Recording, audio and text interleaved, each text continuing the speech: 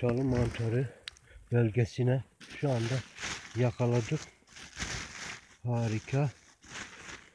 Bu mantarı şimdi ağır ağır söküyorum. Bayağı büyükmüş. Oh. İki tane mi? İki tane büyük var. Evet. İki tane çıkarıyoruz. Birini çıkardık. İkinciyi de çıkardık. Çok güzel. Yan yana iki mantar. Bunları alıyoruz. Evet, bir de tam burada çalının içinde. Biraz zor çıkarmaya çalışıyorum. Evet, çıktı. Bu da harika. 3 tane büyük mantar.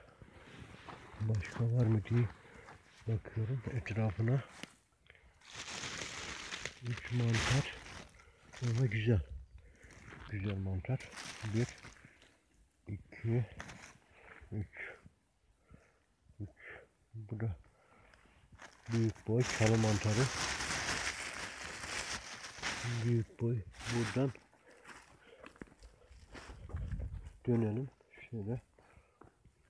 Armut çalısının içerisinde olan yaban armutunu. Buranın içinden de mantar bulmuşlar. Biz devam edelim. Yine çekime. Çok sayıda yer kazılmış. İnsan şu anda ormanda yani 10-15 kişi mantar arıyor. Biz de aynı şekilde devam.